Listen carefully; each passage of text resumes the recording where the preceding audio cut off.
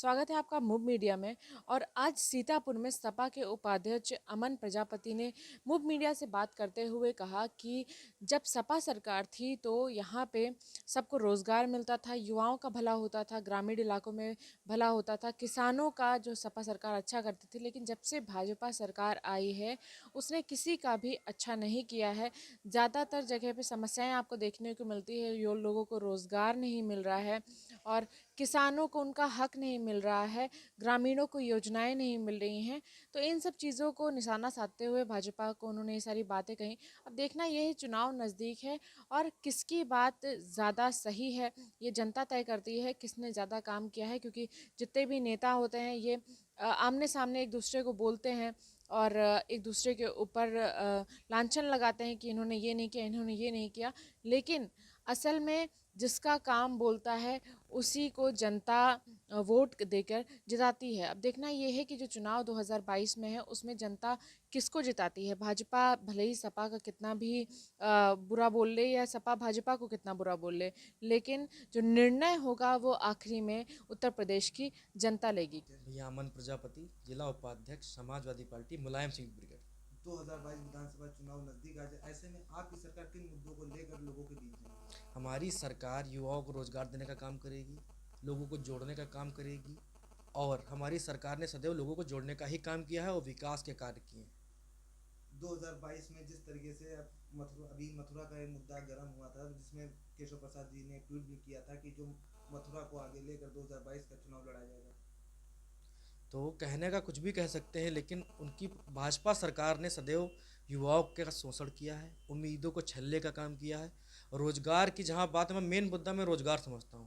आजकल के यूथ को रोजगार चाहिए, जो कि भाजपा सरकार देने में असफल रही। जिस तरीके से आप ये दावा कर रहे हैं 2022 में आप ही की सरकार बनी, कि आपकी सरकार के अंदर लूट बलात्कार जैसे मुद्दे नहीं केस होते?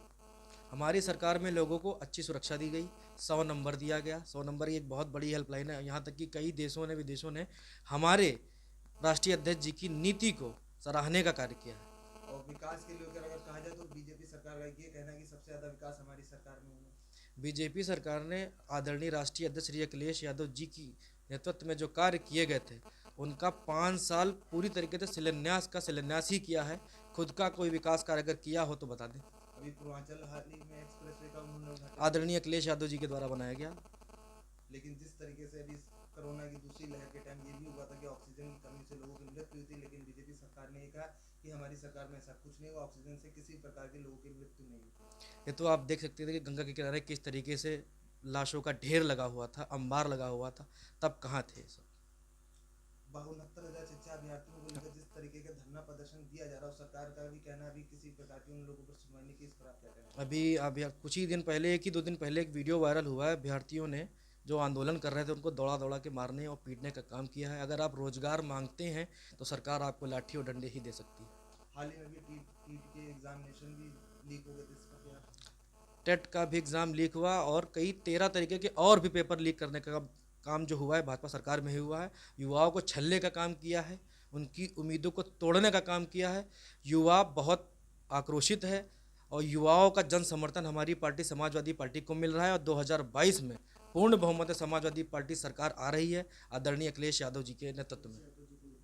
अखिलेश यादव जी का क्या मुद्दा? अखिलेश यादव जी का मुद्दा यह है कि विकास के कार्य होंगे, सबको अच्छी शिक्षा मिलेगी, अच्छा चिकित्सा मिलेगा और भी कार्य लोगों को जोड़ने के किए जाएंगे। कैमरामैन शिवम के साथ शोभनी Verma, Sitapur. Subscribe now and press the bell icon. Never miss an update.